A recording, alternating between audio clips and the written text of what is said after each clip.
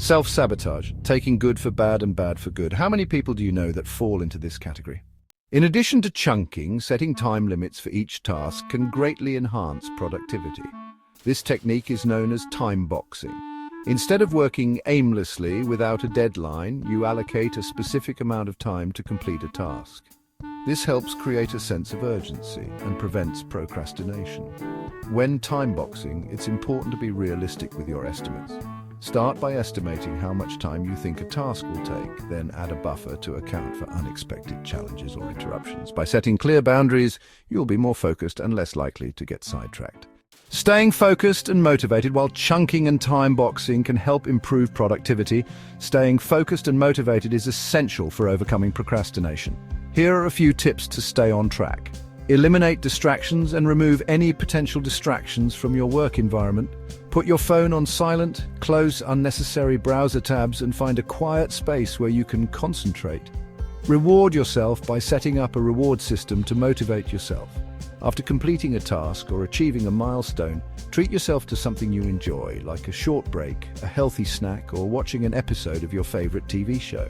Visualize success. Imagine how good it will feel to have the task completed and visualize the positive outcomes that will come from taking action. Focusing on the end result can help you stay motivated throughout the process. Find an accountability partner. Share your goals and progress with someone who can hold you accountable. This can be a friend, a co-worker, or even a coach.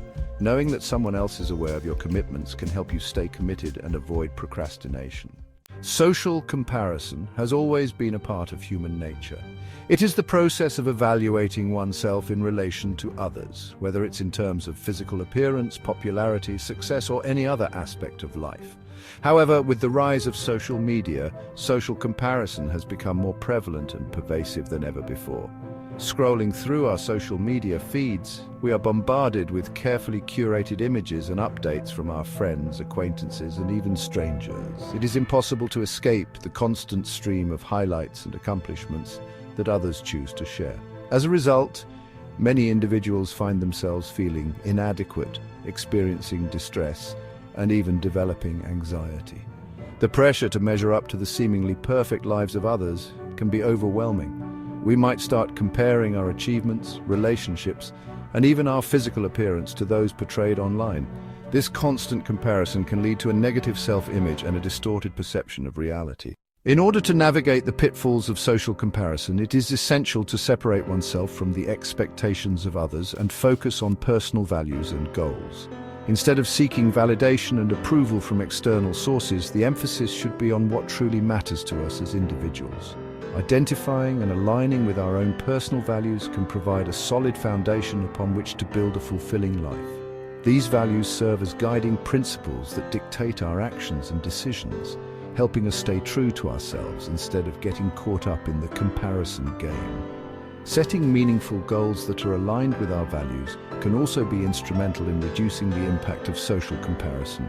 By focusing on our own progress and growth, we become less concerned with how we measure up to others. Each step towards our goals becomes a celebration of our own journey, rather than an opportunity for comparison. Toxic relationships are a form of self-sabotage. In life, we all strive to maintain healthy and fulfilling relationships. However, sometimes we find ourselves in toxic relationships that can be detrimental to our well-being. These toxic relationships can manifest in various forms, such as romantic partnerships, friendships, or even family dynamics. Although it may be difficult to acknowledge, it is important to understand that toxic relationships can be a form of self-sabotage. When we engage in toxic relationships, we often perpetuate negative patterns and behaviors that hinder our personal growth and happiness. We may find ourselves constantly compromising our values, sacrificing our happiness, and neglecting our emotional needs. These self-sabotaging behaviors arise from a fear of being alone, a desire to please others at our own expense, or a distorted sense of self-worth. Recognizing and acknowledging that we are engaging in self-sabotage is the first step towards breaking free from toxic relationships. It requires deep introspection and honesty with ourselves.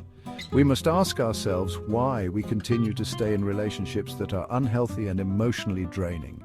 Proceeding in a toxic relationship. The reality check is once we have acknowledged that we are in a toxic relationship, the next step is to evaluate how we will proceed if the other person involved is unwilling or unable to change. It is essential to approach this evaluation with radical acceptance and realistic expectations. We cannot force someone to change, especially if they are not ready or willing to do so. We must accept this reality and reassess our own needs and boundaries. Radical acceptance means recognizing that we cannot control the actions or behaviors of others, but we can control our own choices and well-being. Setting realistic expectations is also crucial in toxic relationships. We should not expect the other person to magically transform overnight or become the person we want them to be. Instead, we should focus on establishing firm boundaries and expecting mutual respect and consideration. Leaving a toxic relationship can be incredibly painful and challenging. It often involves grieving the loss of the person we thought the other person was, or the relationship we hoped it could be. However, by going through the process of grieving, we can ultimately find acceptance and healing. Grieving the loss of a toxic relationship involves acknowledging and processing our emotions. We may experience a sense of sadness, anger, betrayal, or even relief. It is essential to give ourselves the time and space to feel and express these emotions. During this grieving process, it is crucial to seek support from our chosen family and friends. Surrounding ourselves with loved ones who understand our situation and offer unconditional support can make all the difference. They can provide us with the emotional support, guidance, and encouragement needed to navigate through the challenging journey of healing. Additionally, professional help, such as therapy or counseling, can also be beneficial when dealing with the aftermath of a toxic relationship. A trained therapist can help us gain insight into our patterns, heal from past traumas, and develop healthier relationship dynamics. While toxic relationships can be painful and damaging, they can also serve as valuable lessons for growth and self-discovery. By acknowledging our role in self-sabotage and making the brave decision to leave, we pave the way for healthier relationships in the future. As we move forward, it is essential to reflect on the patterns and behaviors that led us into toxic relationships.